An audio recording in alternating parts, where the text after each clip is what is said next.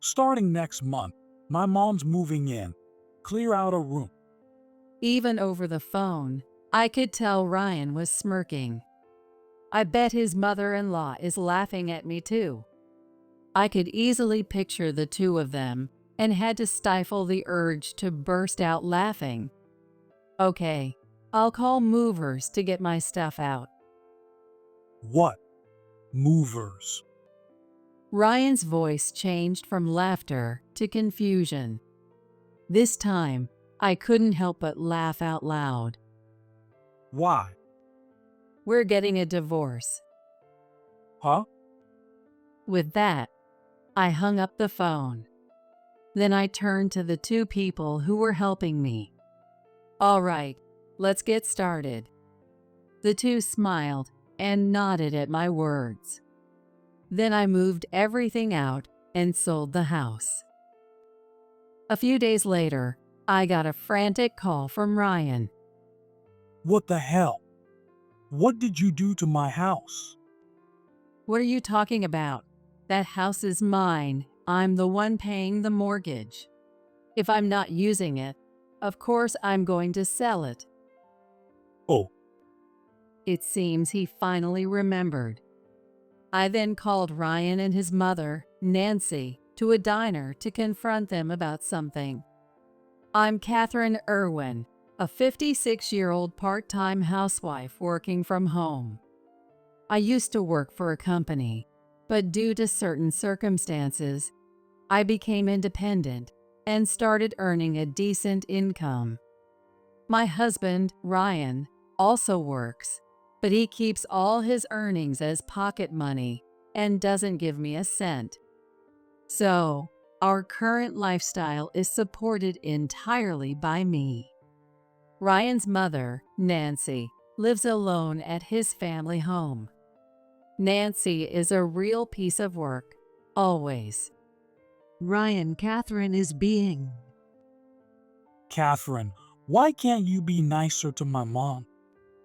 Nancy constantly bad-mouths me to Ryan. Ryan is completely devoted to his mother, always prioritizing her over me. To make things worse, Nancy puts on a great show for others. Because of this, around their neighborhood, I'm seen as the bad daughter-in-law who neglects her mother-in-law. Catherine, can you teach me how to make beef stew next time? Sure, I'd be happy to. My only allies are my niece, Emily, a college student, and my brother-in-law, Michael. Michael is the husband of Ryan's sister, who passed away in a car accident when Emily was little. Michael is a busy doctor, and since his parents are also deceased, I often took care of Emily, which is why she's close to me. What are Uncle Ryan and Grandma talking about? Why would anyone be nice to someone who only bad-mouths them? Emily stands up to Ryan and Nancy for me. Michael also helps by subtly keeping them at bay when he's around.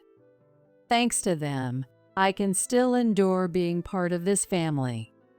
One day, while I was working, the doorbell rang. With a sigh, I trudged to the door. Sorry to keep you waiting. You're late. Making me wait in the scorching heat, is that your plan to let me faint? Complaining, Nancy barged into the house. She often shows up unannounced like this. As soon as she stepped in, she plopped down on the sofa. What are you standing around for? Get me some coffee and bring some snacks too. I feel like having something sweet today, so give me some cake. Yes, I understand. Once this starts, I can't get any work done. Nancy just sits on the couch, gives me orders, and lounges around watching TV. At first, I ignored her or talked back, but then things would start flying at me.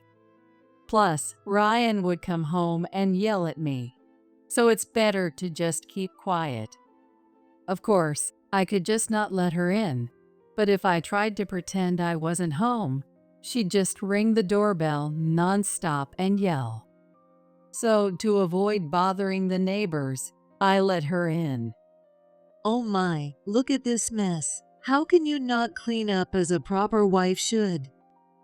Well, that's because Ryan. What she pointed at was the mess Ryan made searching for his phone before leaving for work. He left without cleaning it up, even though the phone was still plugged into the charger in the bedroom. I was just about to clean it up when Nancy arrived. Blaming Ryan for your inability to do housework. You're really a terrible wife. I'm very sorry. I bit my tongue, resisting the urge to scream, "It's your son's fault," and quickly cleaned up. Then I checked the clock. It was almost time for my online meeting. "Nancy, I'm really sorry, but I have to work now." Work? Oh, you mean that game you play? All you do is play games instead of doing housework. Nancy is old-fashioned and doesn't understand working from home. She thinks I'm just playing games on my computer.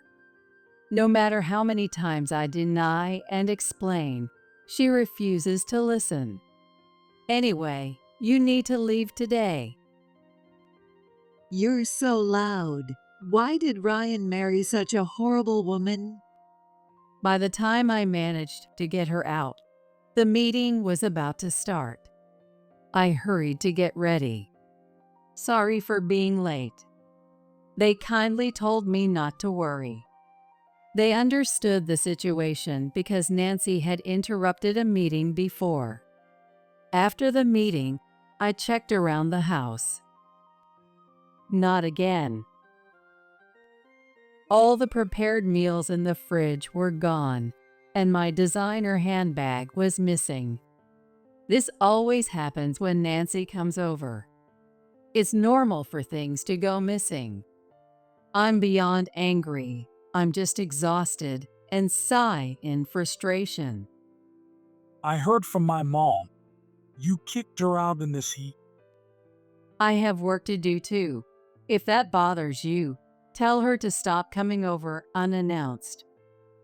My mom comes over to teach you how to be a proper wife. How can you talk like that? Ryan yelled at me as soon as he got home. I argued back, but as usual, he wouldn't listen. Stealing my stuff and food is her way of teaching me to be a good wife? My mom would never do that. Stop making things up, you infertile. Infertile. That word made me fall silent. The truth is, I'm unable to have children easily. I've always loved kids, so this fact still pains me deeply. Ryan looked down at me with a sneer and headed off to the bedroom. He used to be so much better. Ryan wasn't always like this. I don't need kids. Let's just have a happy life together. He used to say things like that to me. Thinking back, he probably said those sweet things because he didn't want to lose me. Right after I was diagnosed as infertile, his sister passed away. For Nancy, her granddaughter was the only one left, and since Michael is a doctor who sends money, she wanted to keep him close. But Nancy, who only cared about having a grandson, didn't want to take care of a granddaughter. So she couldn't let go of me, who was likely to look after Emily, and use sweet words to keep me around. Well, I didn't mind taking care of Emily, and Michael was supportive, so that part was fine. Nancy, Ryan, I appreciate Catherine's help. So, I'll continue sending money, but if I see any more of this behavior, you know what will happen, right? Michael's warning kept them in check. I also didn't want to lose my connection with Emily and Michael, so I stayed married and complied. Even so, I'm reaching my limit. Since then, Ryan has been completely ignoring me. Living in this tense atmosphere is suffocating. What is this? Suddenly, a huge load of stuff arrived from Nancy. When I checked, it was full of clothes and household items. I immediately called Nancy, but she didn't answer at all. Catherine.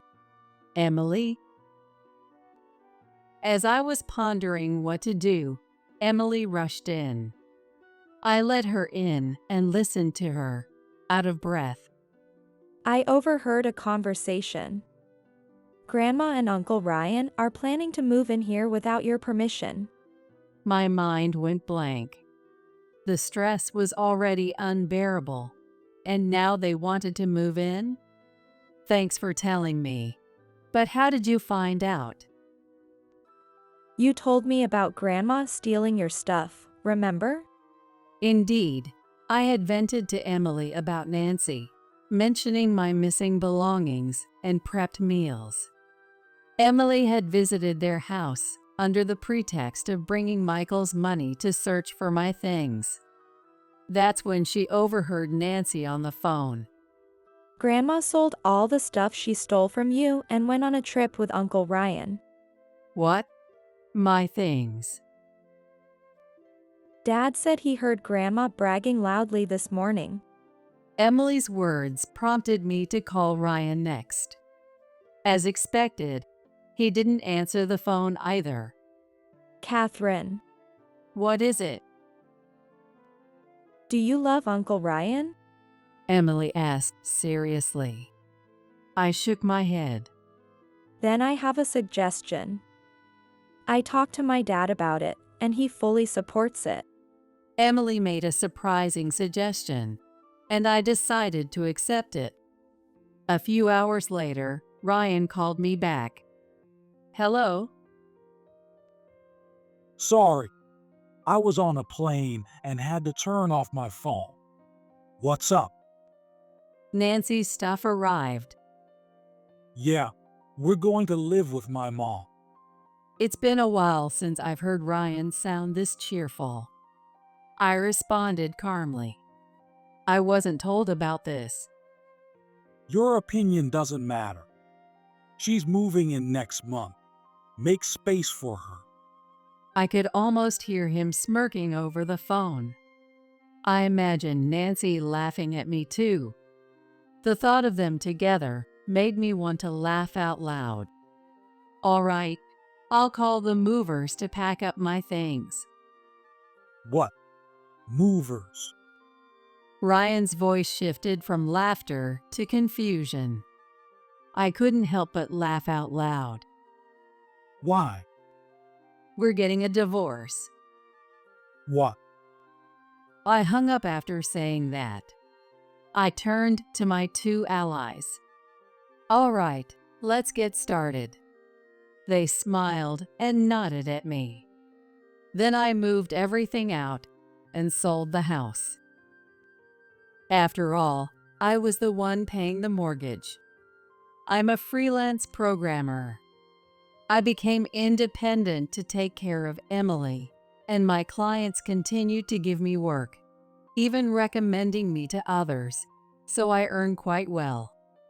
That's why I could afford to pay the $1,800 mortgage and cover the living expenses. Meanwhile, Ryan's take-home pay was only about $1,200 a month. He couldn't afford to live in that house on his income alone. Thank you for your help, Michael. I'm glad I could help. It was Michael and Emily who helped me back then. Emily said to me, If you're okay with it, why don't you come live with us? What? Move in with you and Michael? But Don't worry about it. Actually, we've been talking about taking you in for a while. taking me in? Emily and Michael were grateful to me and were angry about how Ryan and Nancy treated me. They had been looking for an opportunity to get me away from them. But won't it be a burden? No. In fact, my dad wants you to come live with us too. With Emily's earnest request, I decided to move in with them. Emily called Michael, who soon arrived with movers. I'm sorry, I must have surprised you, didn't I? No, it's fine. I appreciate your help. Of course. Let's do this together. So, I moved to Michael's house while Ryan and Nancy were on their trip. During that time, Michael was very kind to me. Catherine, you're really strong. But from now on, please rely on me too. His words made my heart flutter for the first time in a long while. A few days later, Ryan called me frantically. What the hell? What did you do to my house? What are you talking about? That house is mine. I'm the one paying the mortgage. If I'm not using it, of course I'm going to sell it. Oh, It seems he finally remembered. I then called Ryan and Nancy to a diner to confront them about something. What's going on here? Please keep your voice down. It's rude. People are watching. I chose a diner because of the public setting. Nancy, who cares about appearances, couldn't argue back in front of others. why did you sell the house? And when I looked in, most of the furniture and appliances were gone too. I bought those with my own money. I took what I needed to my new place and had the rest taken to a recycling shop. Where did you move? I'll go there too. Like I'd tell you, we're getting divorced. Ryan froze at my words. Did he think I was joking? Or did he never imagine I'd actually leave him? You can't be serious about the divorce, right? I am serious. I've had enough of you. I'm divorcing you and demanding alimony. What? I showed Ryan the evidence of the verbal abuse he had subjected me to over the years. This is just a copy. The original is with my lawyer. My lawyer assured me that this would be enough to get a substantial alimony. You won't be able to survive without me. Too bad for you. I make more than twice what you do.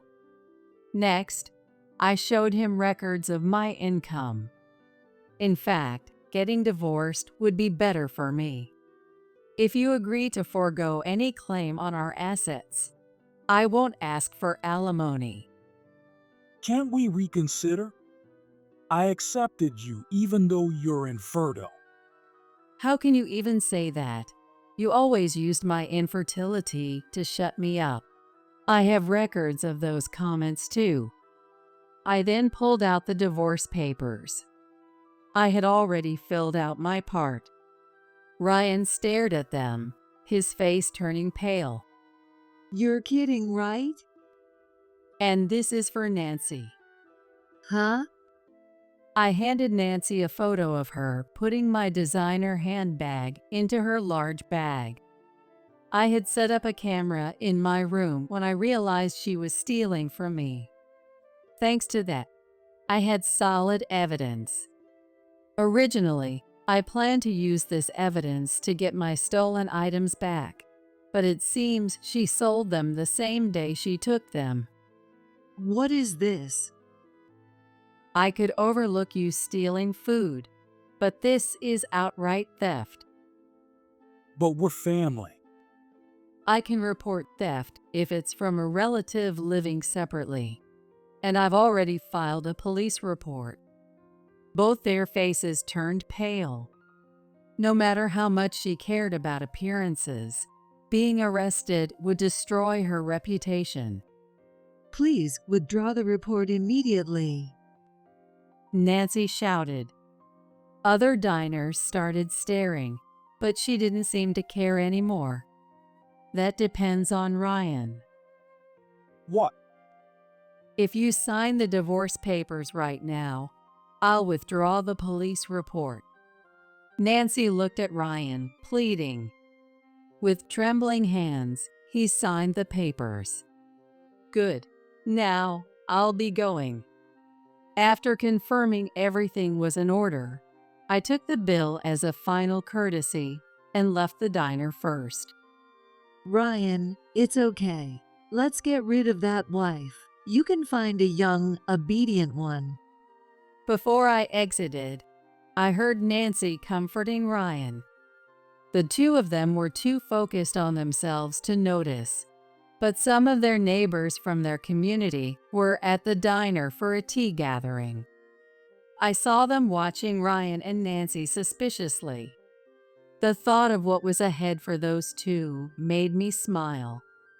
And so Ryan and I divorced without any issues.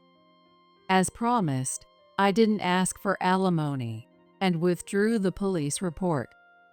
Are you sure about this? Yes, I'd rather not give him a penny, and karma will get them both eventually. When I consulted with my lawyer, I had him investigate what Ryan had been spending his money on. It turns out he had been using his earnings for gambling. As a result, Ryan had no savings at all. Even if he returned to his family home, life would be tough for him. A while later, Ryan called me. Please help me. The first thing he said was a plea for help. Then he started rambling about his recent troubles without me even asking. Apparently, he tried to use his remaining money to pay off his gambling debts by gambling more, but it backfired. He ended up with even more debt. On top of that, Nancy caused trouble with the neighbors. The people who were at the diner had spread the word about our conversation, ruining Nancy's good reputation. Living under constant gossip, Nancy lost her temper and damaged a neighbor's property. And then my mom got arrested. Oh dear. Nancy must have always had a violent streak. With me gone, she had no outlet for her stress and finally snapped. Ryan sold the family home and moved into a cheap apartment. But with his debt and the damages Nancy caused, he couldn't afford it. Please help me. We're married, aren't we? We're not. So, I have no obligation to help you. I hung up the phone. Though the neighbors had often been a nuisance, they were useful this time. Still, I wanted nothing more to do with them. I thought that was the end of it, but Ryan wouldn't give up. Hey, I know you're in there. A while later, Ryan showed up at our house. Michael happened to be off that day, so he dealt with Ryan with me. Hey, give me back my wife. Ex-wife, you mean? Have you forgotten what you did to Catherine? Michael said, putting his arm around my shoulder. Ryan's eyes widened as I didn't pull away. Actually, the day after our divorce was finalized, Michael had confessed his feelings to me. I've always liked you, Catherine, for all you've done for us.